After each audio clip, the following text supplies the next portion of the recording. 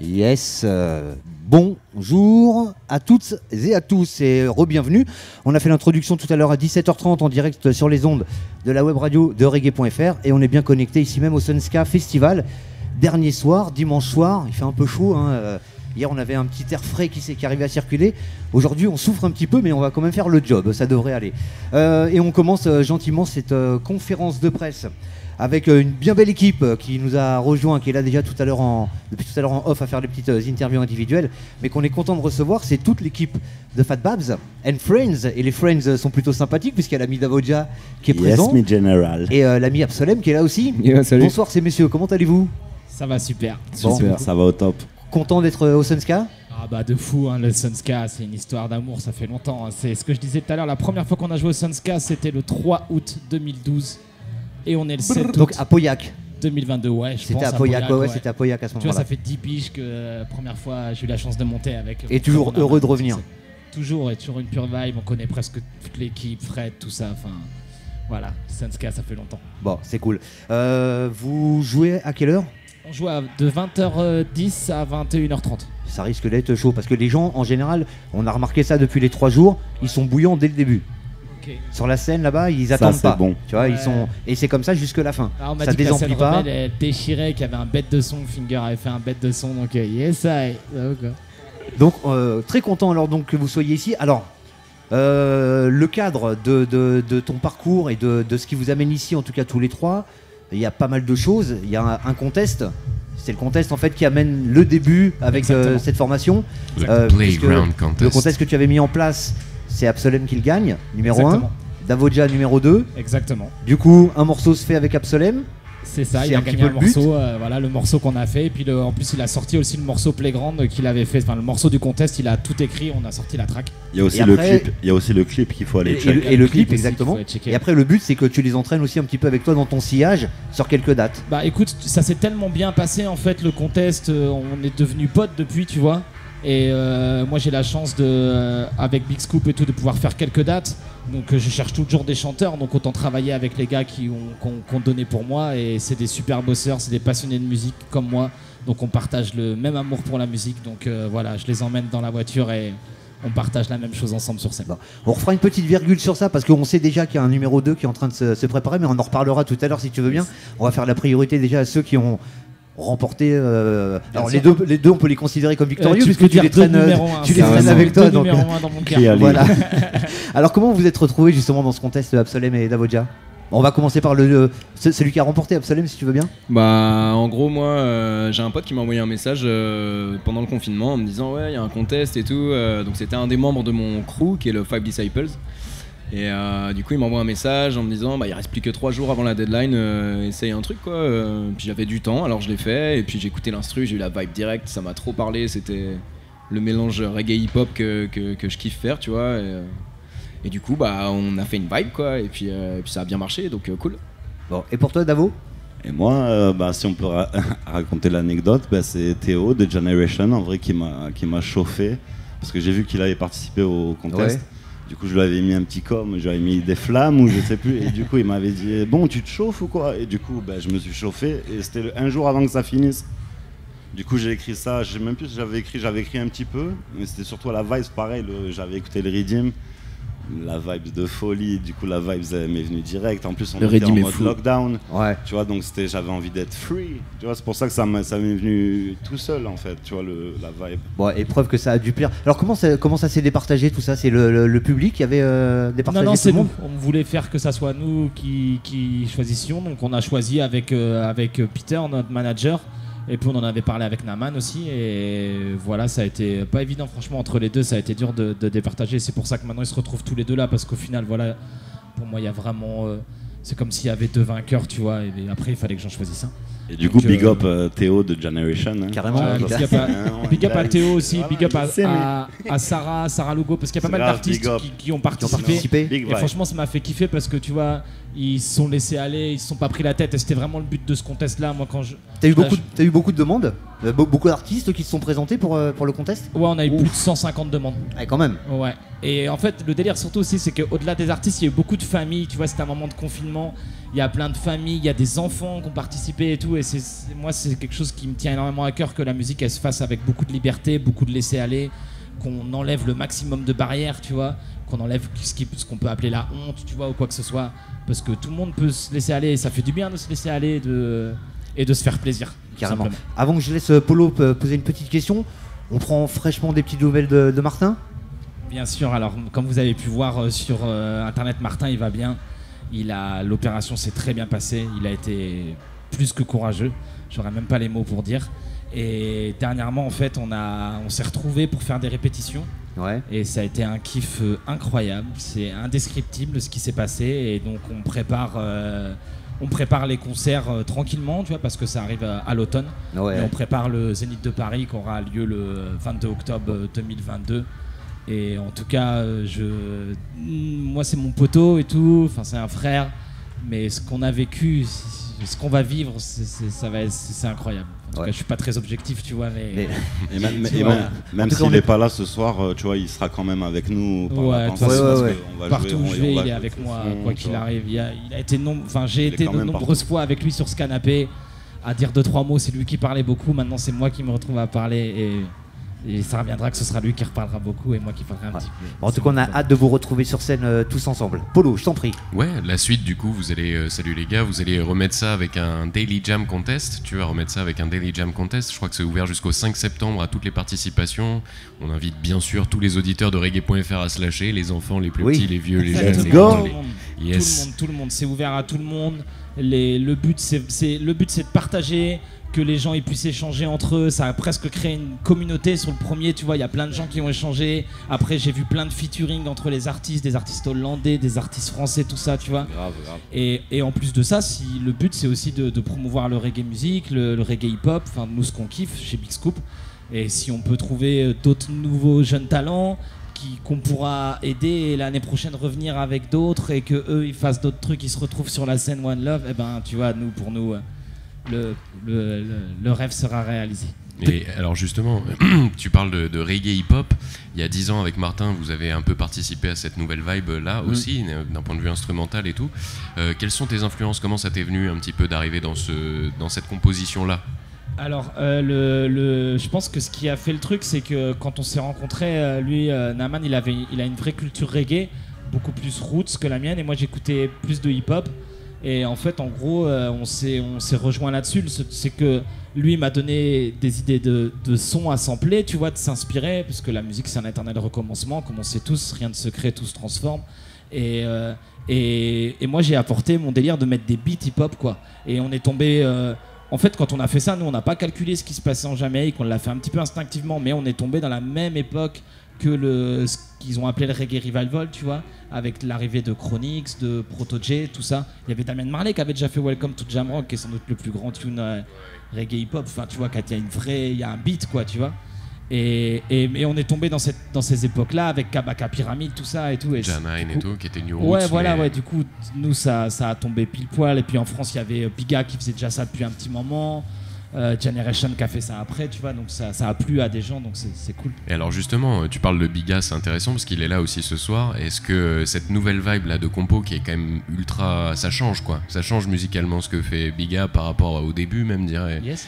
Il chante en français, il fait des vibes vachement plus électroniques. Ouais. Toi, est-ce que c'est aussi des vibes qui te correspondent? Est-ce que ça te parle ou comment ça te parle? Ah bah moi ça me parle à fond. Alors Biga c'est un artiste que je respecte énormément, c'est un artiste qui a énormément de talent, qui me fait toujours halluciner, qui arrive toujours à se renouveler. C'est assez incroyable. Big artiste.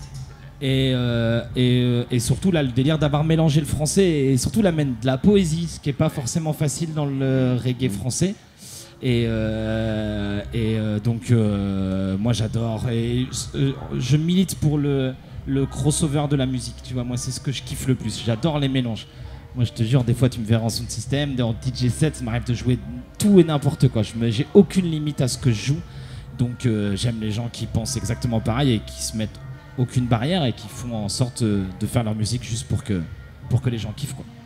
On rappelle le vinyle Daily Jam, Aimé, c'est le deuxième opus parce qu'il y avait un premier qui était sorti déjà. Voilà, c'est la suite, ouais, ça c'est des scuds assez perso que je fais, qui sont vraiment un peu des disques de beatmaker avec la famille, avec des potes, tout ça, et c'est... Mais voilà, il a une particularité ce vinyle un petit peu. Ouais, il a plusieurs particularités. Mais tu veux une dire de qui laquelle te tient à cœur, parce qu'il y a un petit côté vraiment très familial dedans. Ouais, c'est mon fils sur la pochette. Déjà, voilà, je suis papa depuis 2 ans. J'ai eu la chance d'être papa, donc ça a vraiment, ça m'a apporté énormément de choses. Et puis, je suis devenu papa pendant le confinement. Je devais tourner, j'avais 40 dates avec Naman et je me suis retrouvé à profiter un maximum. Donc, ça a créé quelque chose d'assez spécial que j'ai voulu retranscrire en musique. Et ouais, de toute façon, Daily Jam, c'est vraiment quelque chose qui, c'est pas comme Music is for Kids ou comme ce que je fais avec Naman. C'est un truc très personnel où je me mets encore moins de limites et que limite introspectif un peu. Ouais, voilà, et puis quelque chose d'un petit peu chill. C'est pas le Daily Jam, en fait, il y a pas beaucoup de tracks que je joue en live. D'accord. Tu vois, c'est plus quelque chose qui est fait pour Écoutez. pour être écouté, ouais, disons, voilà, façon chill. de parler, ouais. Yes. Voilà, chill. Dans la bibliothèque, tu vois, à côté des BD et tout ça. Alors une petite question pour Davo aussi, parce que du coup, je sais pas si tu te souviens, on s'était croisés plusieurs fois, bien sûr, c'était cool. Ouais, Et justement, toi qui es beaucoup plus dans un univers ragamuffin, on te connaît vachement dans ce répertoire-là, est-ce que, je sais pas, cette ambiance hip-hop, comment ça te parle à toi? Bah, moi, ça me parle aussi. Tu sais, moi, c'est pareil, le New Roots aussi. Je suis plus de cette école-là de base aussi. J'ai beaucoup écouté mes premiers CD, c'est Sizzla, Kalonji, avec pareil Lutan Fyah. Et quand il y a eu cette revival thing, you know, like comme Chronix, Kabaka, je suis direct tombé fan. Mais je me rappelle en plus, j'étais tombé sur le clip de Chronix. Comment il s'appelle? Here Comes Trouble, non, ça se trompe. Non, avant le premier là. Il avait pas de dread encore. They Don't Know, pardon. They Don't Know, ouais. They Don't Know, il y avait Big 30 000 vues, je me rappelle. Et j'ai pris une claque. Et franchement, ça m'a parlé. Pareil, Proto J, je suis #1 fan. Et ça m'inspire beaucoup, toute cette vibe. Et puis ça pousse les murs, parce qu'à l'international, on voit que ça diffuse, il commence à être connu aux États-Unis. Il y a Kofi qui arrive fort, elle gagne des Grammy et tout, c'est excellent. Tout mashup. Et toi, Absolem, c'est quoi par rapport à, je sais pas, cette nouvelle vague, qu'est-ce que tu as envie de faire toi à l'avenir? Tu continues dans le hip-hop plus? Est-ce que tu vas plus t'inscrire dans un truc dub, reggae? Bah justement, je pense que je vais peut-être faire des morceaux exclusivement hip-hop, des morceaux exclusivement reggae, des mix des deux. J'ai plein d'influences en fait différentes et tu fermes la porte à rien, quoi. Ouais, c'est ça, ouais. On va peut-être même sortir un morceau un peu tropical avec mon beatmaker Matka, tu vois. Donc, cool. on kiffe le son. Et tu continues de tourner avec ton crew, du coup? Ouais, le Five Disciples, qui est mon crew depuis que je suis gamin, quoi. Depuis que j'ai 16 ans, ils m'ont traîné dans les soirées Sound. Et du coup, c'est parti comme ça. Et on continue à tourner à droite, à gauche de temps en temps, ouais. Ça fait plaisir de revoir les potes et de jouer sur le Sound System, tu vois. Yes, excellent. Ouais, cool. Fred. On tente une proposition de questions à l'extérieur si quelqu'un a des questions dans l'assemblée ici présente. A priori, non. Vous écoutez paisiblement, vous avez bien raison. Voilà, on raconte des belles choses en plus. Il faut dire, il fait un peu chaud. Il fait un peu chaud aussi, il faut le dire. J'en peux plus, moi. Quand on ne sait pas rincer la bouche avant, ça peut être un peu. Alors, faisons rapidement un petit tour de vos actualités musicales respectives à chacun. On va commencer par Fat Baf, si tu veux bien, mais hormis le vinyle ici présent, les contests qui se préparent, tu as déjà des albums en prépa ou des EP, des inspi là pour quelque chose à sortir? Ouais, il y a un track que je travaille avec un artiste sénégalais qui s'appelle Las, que j'essaie de faire bien comme il faut, et quand il sera prêt, je le sortirai parce que je le surkiffe, et qui est un track grave inspiré de la musique africaine.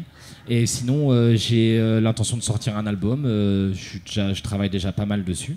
Et j'essaie de trouver exactement où est-ce que j'ai envie d'aller, parce que souvent ma tête elle a envie d'aller un peu partout et faut arriver à avoir un peu une minimum de ligne directrice, même si je me laisse pas mal aller. Et puis après, la grosse activité, c'est le retour de Naman en octobre pour la tournée là, qui va nous prendre énormément de temps, et notre plus grosse date qu'on ait jamais fait, qui est le Zénith de Paris, le 22 octobre, qui est vraiment qui sera un peu l'apogée de tout ce qu'on a fait. Et en plus, avec ce qui s'est passé, qui va surtout être une énorme célébration de la vie. Ouais, je pense que les gens attendent ça avec impatience. On va célébrer la vie et la musique ensemble. Absolem et Davodja, vos actualités chacun dans la musique, il y a des choses en prépa, ou des dans choses la vie. Qui sortent. Dans la vie, oui.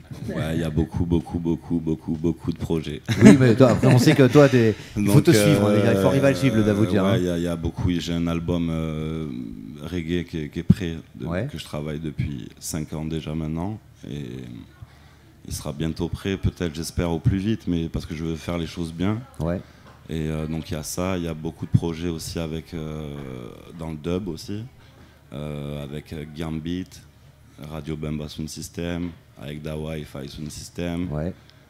De plus en plus, voilà, comme je disais, que je répète, je suis dans les rapides et je me laisse guider en ce moment. C'est magnifique ce qui arrive.